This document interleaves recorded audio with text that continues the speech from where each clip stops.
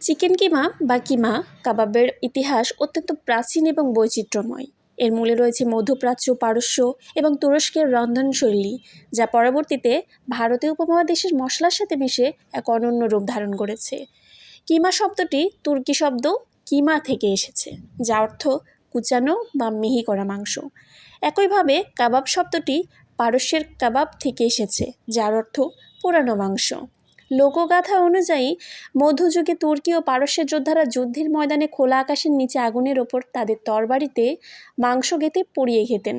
এই সাধারণ রান্নার পদ্ধতি থেকেই পরবর্তীকালে কাবাব এবং কিমা কাবাবের ধারণা জন্মায়। ভারতে কিমা কাবাবের জনপ্রিয়তায় মুঘলদের অবদান অনস্বীকার্য। মুঘল সম্রাট আকবরের আমলের বিভিন্ন দলিলে কিমা রান্নার উল্লেখ পাওয়া যায়। পারস্য ও মধ্য এশিয়া থেকে আসা রান্নার কৌশলের সাথে ভারতীয় সুগন্ধি মশলার মিলন ঘটিয়ে মুঘল বাবুর্চিরা কিমা কাবাবকে রাজকীয় খাবারে রূপান্তর করেন। শুরুর দিকে কাবাব মূলত খাসি বা ভেড়ার মাংস দিয়ে তৈরি হতো, তবে অটোমান সাম্রাজ্যের সময়ে এবং পরবর্তীকালে ভারতীয় মুরগির মাংসের কোমলতা এবং দ্রুত সেদ্ধ হওয়ার গুণের কারণে চিকেন কিমা কাবাব বিশ্বব্যাপী জনপ্রিয়তা লাভ করে। এখানে আমি কিছু কুচনো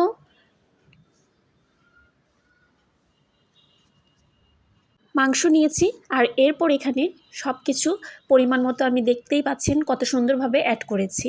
এখানে প্রয়োজন মতো মশলাপাতি দেবেন, আর অবশ্যই কাবাবে চেষ্টা করবেন পেঁয়াজ বেরেস্তা অ্যাড করতে। চাইলে আপনারা পেঁয়াজ কুচিও ব্যবহার করতে পারেন। এখানে কাঁচামরিচ, ধনিয়া পাতা, একটু লেবুর রস, আদা রসুন জিরা বাটা সব কিছু মাখিয়ে একটু লবণ, হলুদ, মরিচের গুঁড়া, রাঁধুনি মাংসের মশলা, একটু সস দিয়েছি টমেটো সস, সব কিছু ভালোভাবে এখানে মিক্স করে আপনি কিছুক্ষণ ম্যারিনেট করে রাখতে পারেন। এরপর প্রয়োজন মতো পছন্দ অনুযায়ী এখানে শেপ করে আপনি চাইলে ডিপ ফ্রিজে সংরক্ষণ করতে পারেন। চাইলে এটি মেহমান বা যে কোনো নাস্তায় আপনি এটি ব্যবহার করতে পারেন। আর এই কাবাবটা কিন্তু খুব ভালো, শরীরের জন্যও বেশ ভালো।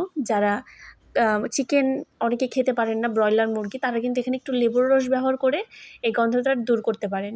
চাইলে এখানে একটু বেসন অ্যাড করতে পারেন, কিন্তু বেসনটা প্রয়োজন নাই। একটু হাতে তালুতে কিছু পরিমাণ তেল দিয়ে সুন্দর মতো শেপ করে আপনি এখানে কড়াইতে বা প্যানে হোক, যে কোনো ইয়েতেই তেলটা ভালোভাবে গরম করে এরপর এপিট ওপিট করে সুন্দর মতো ভেজে নেবেন একটু সময় ধরে। মিডিয়াম আঁচে চেষ্টা করবেন এটা রান্না করতে, তা নাহলে কিন্তু ভেতরে কাঁচা কাঁচা ভাব রয়ে যাবে, উপরটা পুড়তে শুরু করবে। তো যাই হোক, মোটামুটি এপিট ওপিট যখন ভাজা হয়ে যাবে, আমি একটি টিস্যু পেপার নিয়েছি বাটিতে, এরপরে একটা একটা করে তুলে নিচ্ছি।